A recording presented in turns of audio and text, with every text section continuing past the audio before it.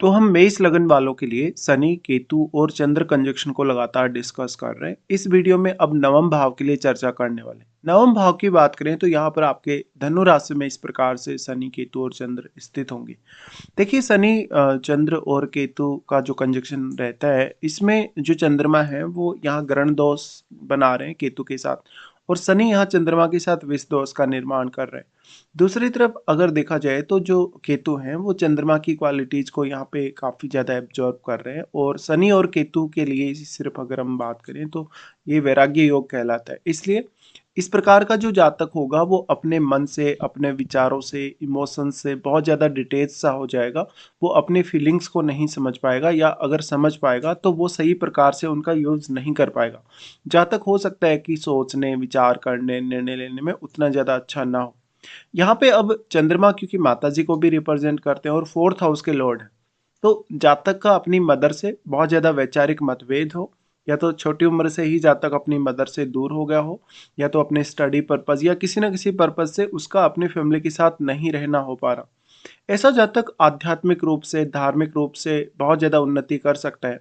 साथ ही साथ जातक कोई आध्यात्मिक रूप से बड़ी पर्सनैलिटी बन सकता है, जैसे कोई आध्यात्मिक नेता वगैरह या कोई भी साधु संत वगैरह। चंद्रमा अब क्योंकि वैसे तो यहाँ धनु राशि में है, तो यहाँ आपको डिस्पोजिटर बृहस्पति को देखना होगा। अगर यहाँ बृहस्पति का दृष्टि पड़ता हो नवम भाव पे, तो कुछ हद तक ये कंजक्शन आपके लिए ज़्यादा फेवर कर सकता है। बट यहाँ पे मेन बात यही है कि आप अपने जो इमोशंस हैं, अपनी जो फीलिंग्स हैं, उन्हीं से डिटेच हो जाते हैं, तो आपके लिए बहुत कुछ करना मुश्किल हो जाता है और आप काफ़ी ज़्यादा कन्फ्यूजन में रहते हैं। कन्फ्यूजन में रहने के साथ साथ आप ओवर थिंकिंग करेंगे। ओवर थिंकिंग के साथ साथ आप बहुत ज़्यादा मानसिक तनाव से घिर सकते हैं, डिप्रेशन या बहुत ज़्यादा नकारात्मक विचारों के तौर पे आपकी फीलिंग्स सामने आ सकती हैं। ऐसे केस में आपके लिए पूजा पाठ करना, ध्यान साधना करना, सिद्धि वगैरह प्राप्त करना, ये सब ही कहीं ना कहीं रह जाता है। और इन सब से आपको बहुत ज़्यादा मानसिक सुकून भी मिलेगा। मेडिटेशन वगैरह भी आपको करना चाहिए। यहाँ पे अब चंद्रमा आ गए नवम भाव में, तो जातक हालांकि अपने इस स्थिति में बहुत ज़्यादा यात्राएं भी करेगा, इधर उधर की यात्राएं, विदेश यात्रा, किसी अदर स्टेट की यात्रा। बट ज़्यादातर ये यात्राएं जो होंगी या तो स्टडी पर्पज से होंगी, या तो फिर आपका कोई ना कोई ऐसा पर्पज हो सकता है, जैसे कि धार्मिक यात्रा किया आपने, कोई बहुत बड़ी आध्यात्मिक यात्रा की, विदेश का भी अगर आपने टूर किया तो अपने स्टडी पर्पज से किया। चंद्रमा यहाँ पे हो सकता है कि आपको ज़्यादातर मेडिटेशन वगैरह में हेल्प करे, ज़्यादातर कुछ बहुत बड़ा सीखने, कुछ लर्न करने में हेल्प करे। बट इस प्रकार का जो जातक है कोई भी बहुत कड़ा कदम नहीं उठा पाता, क्योंकि चंद्रमा यहाँ पे पूरी तरीके से डैमेज हो चुके, और यहाँ पे जातक कोई अपने लिए भी कड़ा फैसला नहीं ले पाता। यहाँ पे फिर आपको दूसरे ग्रहों का प्रभाव देखना होगा। दूसरे ग्रहों का प्रभाव के हिसाब से ही फिर आप आगे बढ़ सकते हैं। चंद्रमा यहाँ आ गए तो वो कहीं ना कहीं आपको आपकी फीलिंग्स से डिटेच करेंगे, तो आप खुद को समझ पाने, खुद की एबिलिटी को समझ पाने में बहुत ज़्यादा सक्षम नहीं होंगे। इस प्रकार से चंद्रमा आपको बहुत ज़्यादा कहीं ना कहीं ऐसी स्थिति में लेकर जा सकते हैं जहाँ पर आप बहुत ज़्यादा तनाव से घिरे हैं, बहुत ज़्यादा नेगेटिव थॉट से घिरे हैं, अपने आप को बहुत ज़्यादा अकेला फील करें। तो ऐसी स्थिति में आपको वैराग्य की तरफ जाना पॉसिबल है, क्योंकि शनि केतु का कंजक्शन यहाँ बन रहा है, और यहाँ अगर शनि वक्री भी हो जाए उस केस में आपका वैराग्य का जो प्रभाव है वो और भी ज़्यादा बढ़ सकता है। तो यहाँ पे जो विष दोष बन रहा है उसकी वजह से आपको बहुत ज़्यादा नकारात्मक विचार आ सकते हैं, आपकी फीलिंग्स बहुत ज़्यादा डिस्टर्ब हो सकते हैं। साथ ही साथ हालांकि ये जो कंजक्शन है वो आपको बहुत अच्छी इंट्यूशन जरूर दे सकता है कि आपकी फ्यूचर की होने वाली घटनाओं के लिए, या कोई भी प्रकार की ऐसी घटना आपके जीवन में घटेगी जिसके लिए आपको पहले से आभास हो जाए। इस प्रकार का कंजक्शन है, तो निश्चित तौर पे जातक अगर कोई भी पूजा पाठ करेगा, ध्यान साधना करेगा, कोई सिद्धि वगैरह प्राप्त करने की कोशिश करेगा, तो उसका जो रिजल्ट है जातक को वो काफ़ी जल्दी मिलेगा एक सामान्य व्यक्ति की तुलना में। ऐसा व्यक्ति हो सकता है अपने पिता और माता दोनों के साथ ही भावनात्मक रूप से डिटेच हो जाएगा, और वो उनकी फीलिंग को नहीं समझ पाएगा। कहीं ना कहीं आपस में थोड़े मतभेद या वैचारिक रूप से बहुत ज़्यादा मतभेद सामने आ सकते हैं। तो इस प्रकार की स्थिति बन सकती है। यहाँ पे अब अगर देखा जाए तो जातक अगर जितनी ज़्यादा वो पूजा पाठ करे या जितना ज़्यादा इस प्रकार का वो भ्रमण करे उतना ही ज़्यादा उसके लिए अच्छा रहता है। हालांकि ये कंजक्शन आपको बहुत ज़्यादा डीप सोचने, बहुत ज़्यादा कहीं ना कहीं कोई रिसर्च करने, अन्वेषण करने की क्षमता भी देता है, और ये आप कहीं ना कहीं अपने आध्यात्मिक रूप से या धार्मिक रूप से आप यूज़ कर सकते हैं, जो भी पर्टिकुलर फील्ड में आप हैं। इस प्रकार से आप दूसरे लोगों को बहुत अच्छे से गाइड कर सकते हैं। आप दूसरे लोगों में अपने ज्ञान की वजह से, अपनी बुद्धिमत्ता की वजह से बहुत ज़्यादा फेम भी पा सकते हैं। बट आप खुद की क्वालिटी या खुद की एबिलिटी का जो प्रयोग है, खुद के लिए ही नहीं कर पाएँगे। यही आपके लिए सबसे बड़ी समस्या बन जाएगा ये कंजंक्शन में। इसके साथ-साथ अगर देखा जाए तो कभी-कभी ऐसा होता है कि आप जो अपने धर्म है, संस्कृति है, उसके प्रति बहुत ज़्यादा संदेह कर सकते हैं। आप आध्यात्मिक रूप से बहुत गहरे सत्य की खोज में निकल सकते हैं। आप जो भी परंपराएँ विकसित हैं फिलहाल, या जो भी परंपराएँ, जो भी विचारधाराएँ चल रही हैं, उनको ना मानकर अपनी एक अलग से सोच रखना, अपना कुछ नया समाज को देना, कुछ नया क्रिएट करना, इस प्रकार की भावना आप में हो सकती है। अब यहाँ शनि पे ध्यान देंगे। शनि यहाँ आपके 10th हाउस के स्वामी हैं और वो 11वें घर के भी स्वामी हैं। ऐसे केस में करियर से जुड़े निर्णय भी आप नहीं ले पाते। आपका करियर अगर 9th हाउस से जुड़े कार्यों में हो किसी भी प्रकार से, तो फिर आप ज़रूर यहाँ कार्य कर सकते हैं, या फिर आपका ध्यान यहाँ फिर केतु पर होना चाहिए। अगर केतु से रिलेटेड आपका फील्ड हो, तो आप करियर के लिए आगे बढ़ सकते हैं। बट शनि यहाँ आ गए केतु के साथ और चंद्रमा के साथ भी, तो ऐसा जातक अपने करियर में बहुत अच्छा फ़ील नहीं कर पाएगा, चाहे उसका करियर किसी भी फील्ड में हो।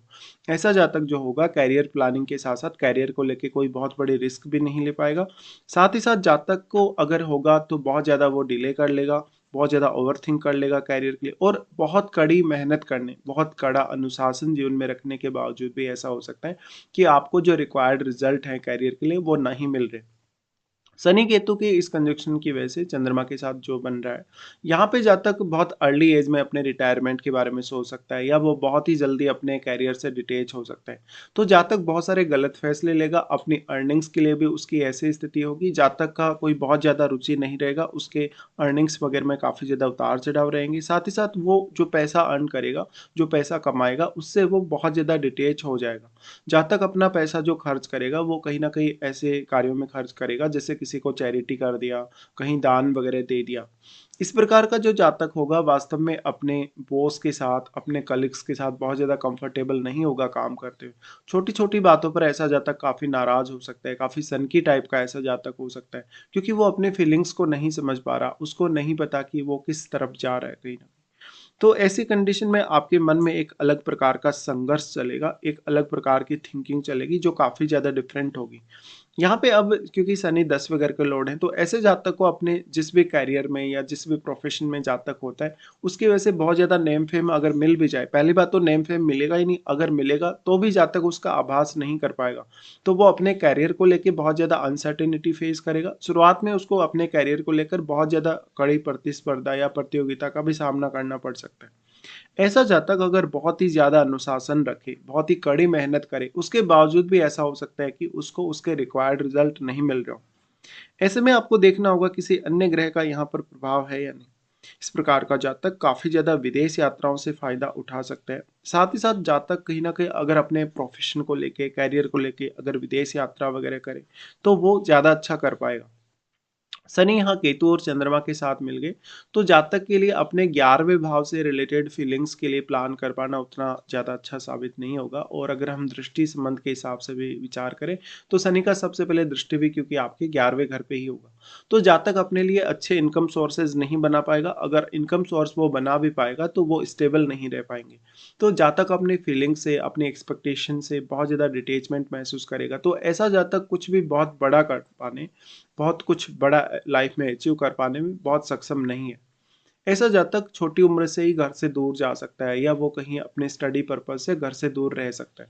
यहाँ पे फिर इनका दृष्टि आ जाता है आपके 3rd हाउस पे। देखिए वैसे 3rd हाउस में राहु भी स्थित होंगे, बट ये कंजक्शन जब 3rd हाउस पे इनका जब दृष्टि पड़ेगा, तो आपकी फीलिंग्स और भी ज़्यादा कमज़ोर होंगी। आपको और भी ज़्यादा डिप्रेशन, एंग्जायटी जैसी स्थिति का सामना करना पड़ेगा, क्योंकि यहाँ पर चंद्रमा पर जो राहु का प्रभाव है, या राहु के साथ बैठे ग्रह का प्रभाव है वो भी है, और केतु यहाँ उच्च के हैं। तो बृहस्पति का वेल प्लेस्ड होना बहुत जरूरी है। साथ साथ में आपके चार्ट में बुध भी अगर वेल प्लेस्ड हो, तो कुछ हद तक आप बोल सकते हैं कि यहाँ आपको राहु ही सपोर्ट कर सकते हैं फिर, या तो फिर राहु के साथ बैठा हुआ ग्रह। यहाँ पे देखा जाए तो अब जो राहु का प्रभाव है वो आपके 9वें भाव पे है, लेकिन राहु और केतु के बीच में 180 डिग्री का एंगल है। इस एंगल के होते हुए यहाँ राहु उतना अधिक आपको प्रभाव नहीं दिखा पाएंगे। एक्चुअल में राहु के साथ बैठा हुआ ग्रह ही आपकी यहाँ मदद कर सकता है कि वो किस प्रकार का ग्रह है, किस प्रकार की कारकत्व है या एनर्जी उसके पास है। तो यहाँ राहु की प्लेसमेंट आपके लिए बहुत ज़्यादा इंपॉर्टेंट हो जाती है। तो अब क्योंकि चंद्रमा आपके बहुत ज़्यादा वीक हो गए, ऐसे में दूसरा कोई ग्रह या तो आपको मंगल बहुत ज़्यादा स्ट्रॉन्ग चाहिए अपने चार्ट में, या तो फिर बृहस्पति, या तो फिर बुध। इनमें से अगर कोई स्ट्रॉन्ग होगा तभी आप कुछ कड़ी जो प्रतिस्पर्धा आपको जीवन में मिलेगी उसका सामना कर सकते हैं। इसके साथ-साथ अगर देखा जाए तो फिर शनि का प्रभाव आ जाता है आपके 6th हाउस पे। देखिए, शनि का प्रभाव 6th हाउस पे आने का मतलब है जातक शुरुआत में कड़ी मेहनत अवश्य करेगा, वो काफ़ी संघर्ष भी करेगा, बट एट द एंड वो अपना हार मान लेगा और वो कहीं न कहीं आध्यात्म की तरफ जाने के लिए ही काफ़ी ज़्यादा अपने लिए अच्छा समझेगा। ऐसा जातक अपने कलीग्स के साथ बहुत अच्छी अंडरस्टैंडिंग नहीं बना पाएगा, वो काफ़ी या तो रिजिड रहेगा या तो अपने विचारों को लगातार बदलता रहेगा।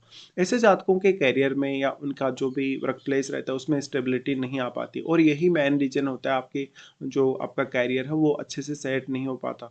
इस प्रकार का जातक कर्ज जैसी स्थिति का सामना करे, अगर किसी के साथ विवाद या लड़ाई झगड़ा वगैरह की स्थिति का सामना करे, तो वो कहीं न कहीं बहुत ज़्यादा कमज़ोर फ़ील करेगा अपने आप को। ऐसी कंडीशन में 6th हाउस में बैठा प्लैनेट आपकी ज़रूर यहाँ हेल्प कर सकता है। तो 6th हाउस में बैठा प्लैनेट या तो फिर 3rd हाउस में राहु के साथ बैठा प्लैनेट ही ऐसे प्लैनेट बनेंगे आपके चार्ट में जो आपको ज़्यादा से ज़्यादा हेल्प कर सकें। इसके साथ-साथ आपको देखना होगा इनकी महादशा। इनमें से आपको किसी की भी अगर महादशा है, तो महादशा के हिसाब से आपको विचार अवश्य करना चाहिए, क्योंकि महादशा के दौरान इन तीनों के ही प्रभाव आपके सामने आ सकते हैं। तो मेन बात यही है इस कंजंक्शन में कि जब तक इमोशनली अपने आप को जितना ज़्यादा मजबूत रखेगा, इमोशनली जितना ज़्यादा कोई आपको सपोर्ट करेगा आपकी लाइफ में, उतना ही ज़्यादा आपकी स्थिति बेटर होती जाएगी। और हालाँकि शुरुआत में आप उतने ज़्यादा मैच्योर भी नहीं होंगे। बट शनि अगर वक्री हैं, तो आप काफ़ी ज़्यादा मैच्योरिटी के साथ सामने आ सकते हैं कभी-कभी छोटी उम्र में भी। तो जितने जल्दी आप मैच्योर हो जाएँ, जितने जल्दी आप समझदार बन जाएँ, विवेकशील बन जाएँ, उतना आपके लिए अच्छा होगा।